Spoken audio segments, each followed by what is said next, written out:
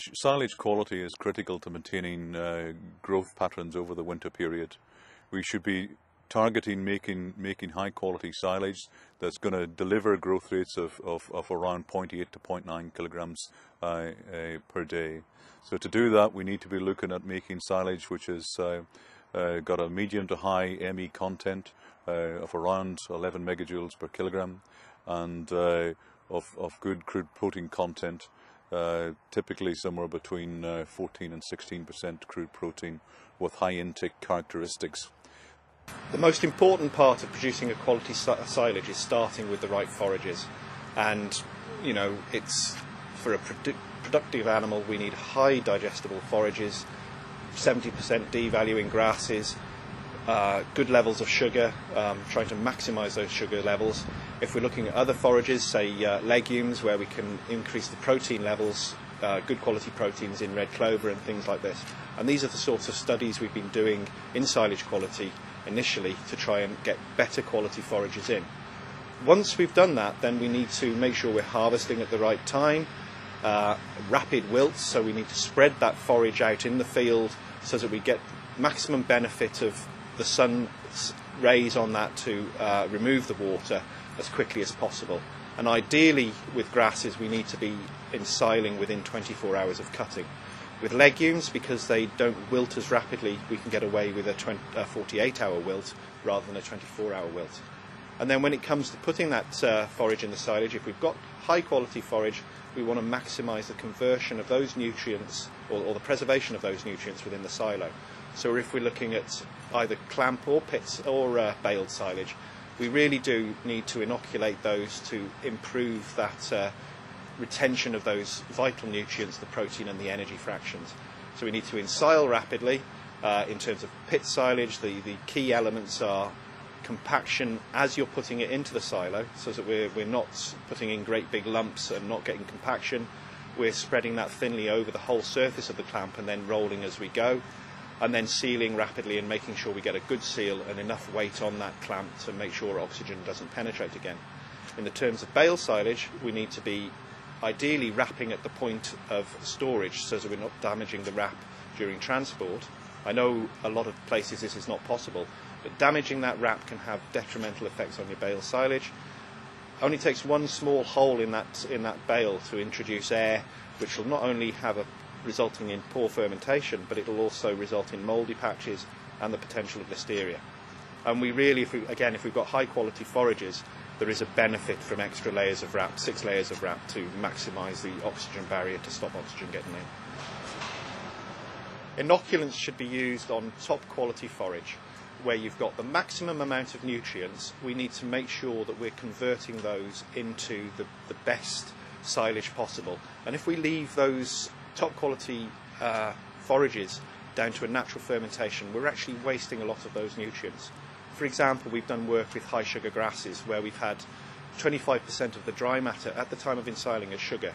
Where we used an inoculant, we preserved upwards of 15% sugar in our final silage. Where we didn't use an additive, we were down at 2% sugar. That was a huge loss of sugar.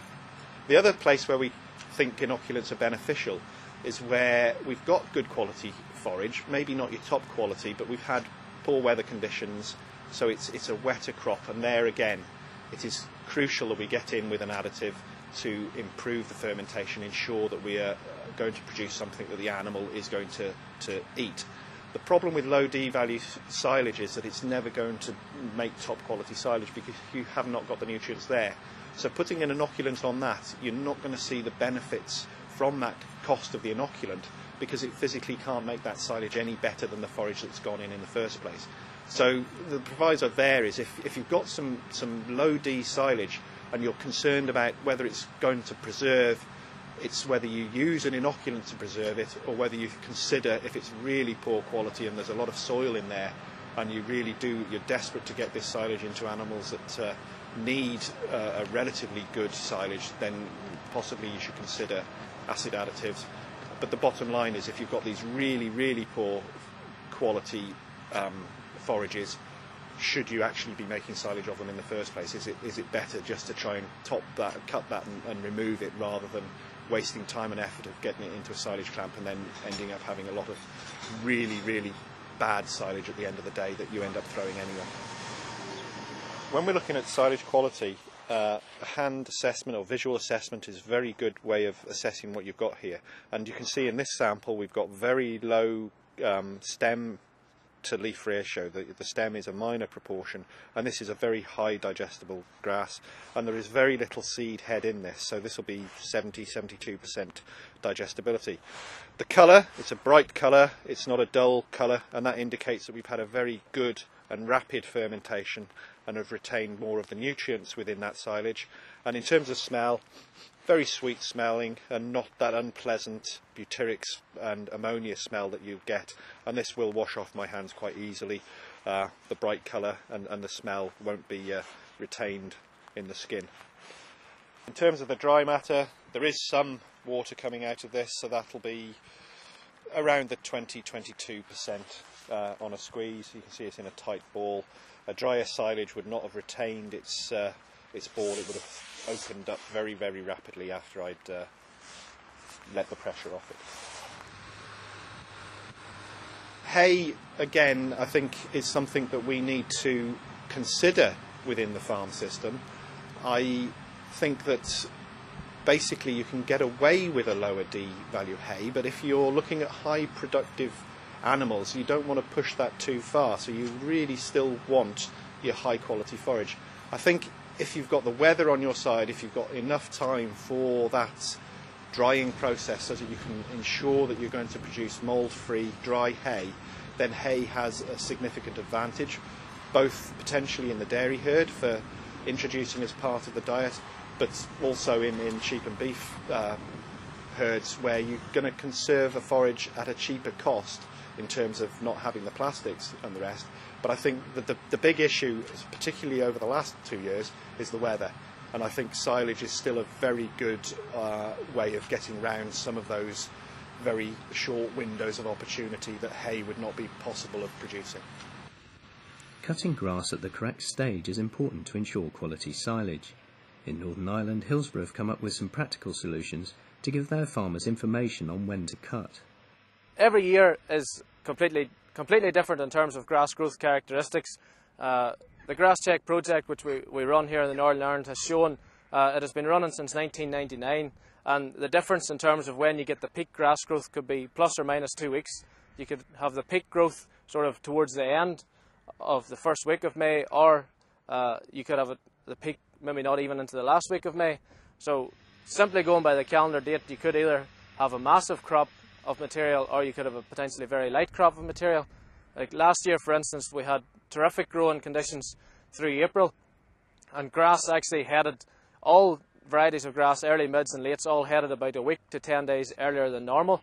So people cutting on the third week of May last year were in reality should have probably have cut in the middle of the second week to have achieved the same quality of silage. A lot of people got caught out, and actually just going by the calendar probably lost quite a significant amount of quality in terms of the winter feed that they've fed over the past winter.